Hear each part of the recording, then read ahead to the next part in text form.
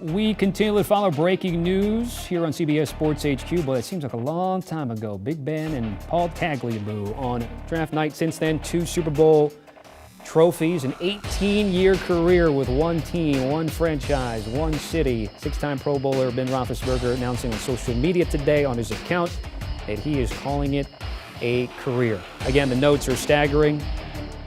Steelers have never had a losing season during his time there. The passing yards, 5th all-time with more than 64,000 career passing yards for Big Ben.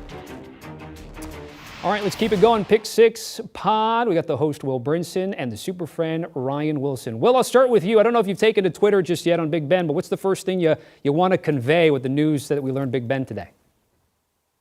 Yeah, I mean, I think it's overdue, Tommy. I thought Big Ben retired 6 weeks ago. Why are we still dealing with this? He went and did a lap around the stadium in Pittsburgh on Monday night after leaking out for like 6 days in a row that he might be thinking about stepping away. Big Ben was toast. He was done. It was over. It's finished. Hall of Fame career, of course. Multiple Super Bowls. Tons of incredible moments on the field. Some less than incredible moments off the field. A interesting in terms of when you look at him as a player. Look, the guy's a Hall of Famer. I mean, that's when it's all said and done, he's one of probably the greatest quarterback in Steelers history. But certainly not a surprise that he's officially retiring. So I'm the resident Steelers homer on the Pick 6 podcast, and probably only after a BMAC, the biggest Steelers fan that we see regularly on HQ. So as Brinson noted, this is not a surprise. But here's something to think about, Tommy. Back in 2004, when the Steelers drafted Ben Roethlisberger, going into the draft process, Bill Cowher reportedly liked Phillip Rivers. Shawn Andrews, the guard out of Arkansas, was also in consideration as that pick.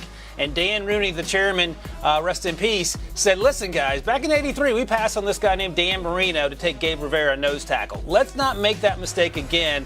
They took Big Ben and changed the course of that franchise, which had struggled to find a quarterback year in and year out. And Roethlisberger came in, didn't start the season. Back then, you let your rookies sit.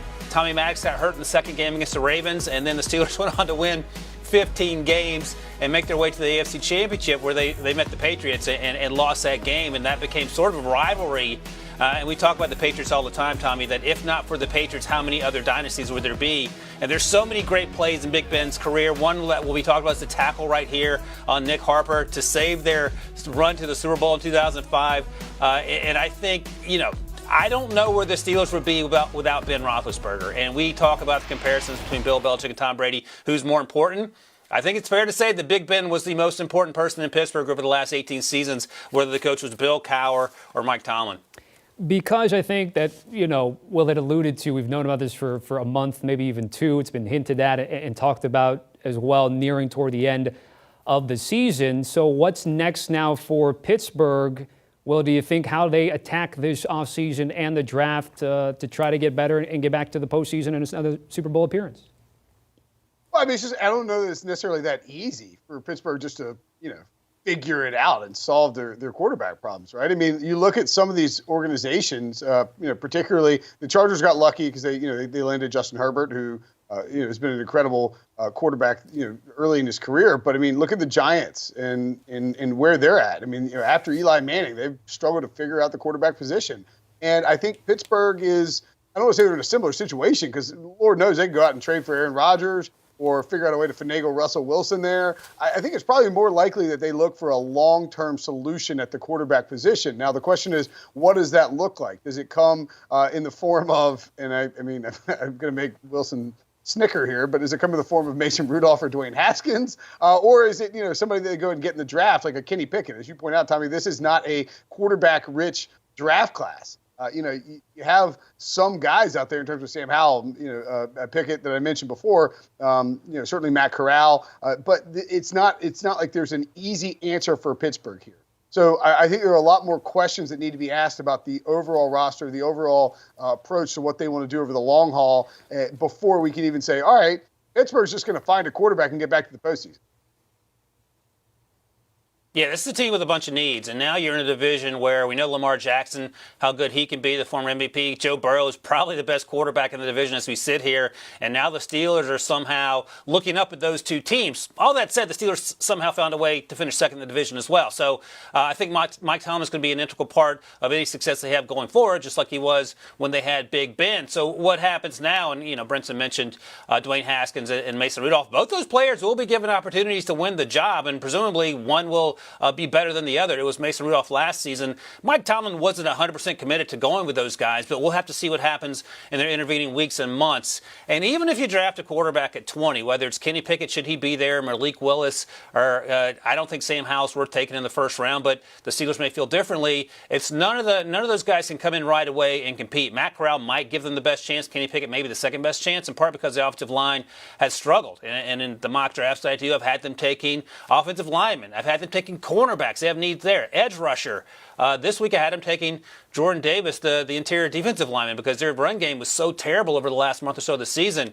So a quarterback won't magically fix things, and we talk about fit all the time, Tom. You look at Mac Jones and the Patriots. Landing a Matt Corral or a Kenny Pickett and put him on that behind that offensive line would probably not be good for his short-term health, for sure. So there are a lot of things they need to sort out.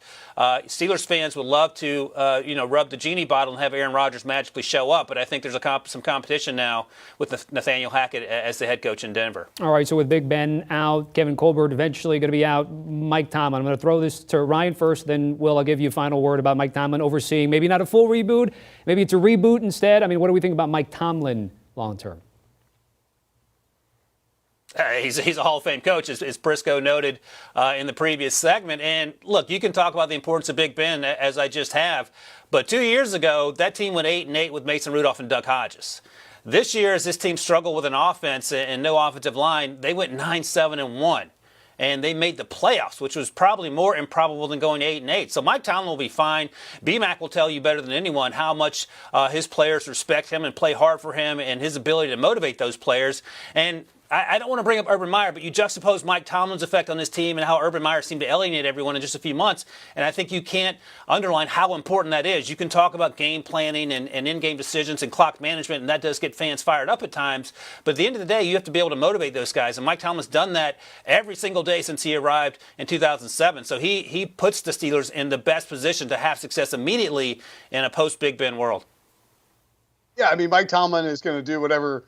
I don't want to say Mike Tomlin's going to do whatever he wants because, I mean, he is ultimately just, he's the coach. He doesn't own the Steelers, doesn't run the Steelers. But, I mean, this is a guy who hasn't lost, doesn't have a season below 500. I mean, I think if the Steelers are going on a rebuilding mission, if Mike Tomlin wants to come along and he wants to rebuild that franchise, then that's his, if that's his prerogative, then he can do it. I mean, that's really the bottom line, I think. The Steelers love Mike Tomlin. They love the passion, the energy, the leadership that he brings to that franchise, to that locker room. And there's no question he's the guy if he wants to be the guy. I mean, if he wants a sabbatical like Sean Payton, then so be it. But I think it's a no-brainer. Mike Tomlin's there until he doesn't want to be there. Well, Ryan, certainly appreciate it. Check out the podcast, of course, the Pick Six podcast with host Will Brinson and the Super Friends. Ryan Wilson. Don't have John here, but of course, Breach alongside with it with guests like Pete Prisco, Brady Quinn. Make sure you download and follow Pick Six podcast. Download today.